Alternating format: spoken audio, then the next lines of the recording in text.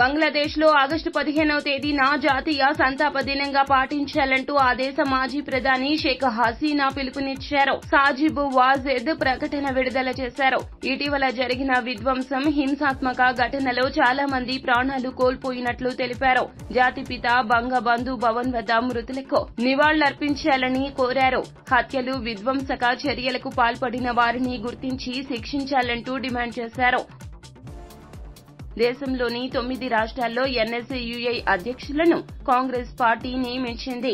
దీనికి సంబంధించిన ఉత్తర్వులను పార్టీ ప్రధాన కార్యదర్శి వేణుగోపాల్ నిన్న విడుదల చేశారు. బీహార్ జయశంకర్ ప్రసాద్, ఛత్తీస్గఢ్ సికిందర్ బోరా, ఢిల్లీ ఆశీష్ లాంబా, హిమాచల్ ప్రదేశ్ అభినందన్ ఠాకూర్, జార్ఖండ్ వినయ్ ఓరాన్, మణిపూర్ జాయ్సన్, ఒడిశా ఉదిత్ నారాయణ్ ప్రధాన్, తెలంగాణ వెంకటస్వామి, పశ్చిమ బెంగాల్ ప్రియాంక చౌదరిని నియమించింది.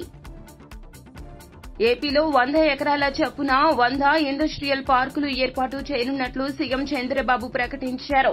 ఓడరేవులు, ఎయిర్పోర్టులు, పారిశ్రామిక పార్కులపై అధికారులతో సీఎం సమీక్ష నిర్వహించారు. ఫుడ్ ప్రాసెసింగ్, ఆక్వా రంగాల ఆధారిత పారిశ్రామిక పార్కులు ఏర్పాటు చేయాలని, విజయవాడ మల్లవల్లి పార్కులో పూర్తి కార్యకలాపాలు జరగాలన్నారు. ఉపాధి అవకాశాలు, సంపద సృష్టి కేంద్రాలుగా పోర్టుల నిర్మాణం ఉండాలంటూ సీఎం సూచించారు. జమ్మూ కాశ్మీర్లోని ప్రసిద్ధ పర్యాటక కేంద్రం పట్నీటాప్లోని అకర్ ఫారెస్ట్ లో నిన్న ఎన్కౌంటర్ జరిగింది. ఉగ్రవాదులు ఉన్నారనే నిఘా వర్గాల సమాచారంతో భద్రతా బలగాలు అక్కడికి చేరుకున్నాయి. ఆర్మీ, జమ్మూ కాశ్మీర్ పోలీసుల సంయుక్త బృందం ఉగ్రవాదుల సెర్చ్ ఆపరేషన్ లో పాల్గొంది. ఉగ్రవాదులు కాల్పులు జరపడంతో భద్రతా దళాలు ఎదురు కాల్పులు జరిపాయి. ఏపీలో వైసీపీ నేతలు 20,000 కోట్ల రూపాయల ఖనిజ సంపదను దోపిడీ చేశారని మంత్రి కొల్లు రవీంద్ర ఆరోపించారు. దీనిపై అన్ని కోణాల్లో విచారణ చేస్తున్నట్లు చెప్పారు. ఈ కేసు దర్యాప్తును సీఐడీకి అప్పగిస్తామన్నారు. ఢిల్లీలో కేంద్ర ప్రభుత్వాన్ని రాష్ట్రంలో మైనింగ్ ఇన్స్టిట్యూట్ ఏర్పాటు చేయాలని కోరాము. ఐఐటీ, ఎన్ఐటీలో మైనింగ్, మినరల్ కోర్సులు పెట్టాలని, గ్రానైట్ ప్రమోషన్ బోర్డు ఏర్పాటు చేయాలన్నాం అని రవీంద్ర వెల్లడించారు. ఒలింపిక్స్ మహిళల రెజ్లింగ్ 50 కేజీల కేటగిరీలో ఫైనల్ ఆడాల్సిన వినేష్ ఫోగాట్ ను అధిక బరువు కారణంగా అనర్హురాలిగా ప్రకటించిన విషయం తెలిసిందే. దాంతో వినేష్ ప్యారిస్ లోని court of arbitration for sports తాత్కాలిక బెంచ్ ను ఆశ్రయించింది. వినేష్ తరపున భారతదేశ ప్రముఖ న్యాయవాదులు హరీష్ సాల్వే, విదుష్పత్ సింఘానియా వాదనలు వినిపించారు. అయితే వినేష్ అప్పీల్ పై తీర్పును సీఏఎస్ ఆగస్టు 16కి వాయిదా వేసింది.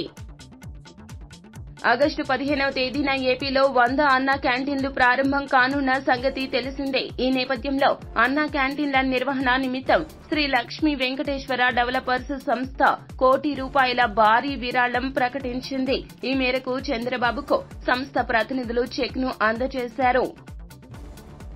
అంబాపురం అగ్రిగోల్డ్ వ్యవహారంలో ఏసీబీ అధికారులు మాజీ మంత్రి జోగి రమేష్ తనయుడు జోగి రాజీవ్ ను అరెస్టు చేసిన సంగతి తెలిసిందే. అగ్రిగోల్డ్ భూముల వ్యవహారంలో జోగి రమేష్ పాత్ర ఉన్నట్లు నిర్ధారణ అయితే ఆయన పైన కూడా కేసు నమోదు చేస్తామంటూ స్పష్టం చేశారు ఏసీబీ అదనపు ఎస్పీ సౌమ్యలత. అదానీ గ్రూపుతో సెబీ చీఫ్ మదాబీ పూరి బుచ్ కు సంబంధాలు ఉన్నాయంటూ అమెరికా షార్ట్ సెల్లర్ సంస్థ హిండెన్బర్గ్ చేసిన సంచలన ఆరోపణలు, ప్రకంపనలు కొనసాగుతున్నాయి. ఈ నేపథ్యంలో సెబీ చైర్మన్ పదవికి పూరి బుచ్ రాజీనామా, స్టాక్ మార్కెట్లకు సంబంధించిన ఆరోపణలపై జాయింట్ పార్లమెంటరీ కమిటీతో విచారణ జరిపించాలి అనే డిమాండ్లతో 22వ తేదీన దేశవ్యాప్త నిరసనలకు కాంగ్రెస్ పార్టీ పిలుపునిచ్చింది. రేపు స్వాతంత్ర దినోత్సవ వేడుకలకు గోల్కొండ కోట ముస్తాబయ్యింది. గోల్కొండ కోటలో ఘనంగా విద్యుత్ దీపాల అలంకరణ చేశారు. త్రివర్ణ పతాకాన్ని ప్రతిబింబించేలా కాషాయం, తెలుపు, ఆకుపచ్చ రంగులు వెలిగేలా ముస్తాబు చేశారు. విద్యుత్ కాంతులతో గోల్కొండ కోట మెరిసిపోతోంది. ప్యారిస్ ఒలింపిక్స్ భారత పతాక విజేతలను అందరినీ ప్రధాని మోదీ కలవనున్నారు. ఈసారి ప్యారిస్ ఒలింపిక్స్ లో భారత్ మొత్తం 6 పతకాలు సాధించిన సంగతి తెలిసిందే. రేపు స్వాతంత్ర దినోత్సవ కార్యక్రమం తరువాత మధ్యాహ్నం 1 గంటకు ప్రధాని మోదీ అథ్లెట్లందరినీ కలుసుకునే అవకాశమున్నది.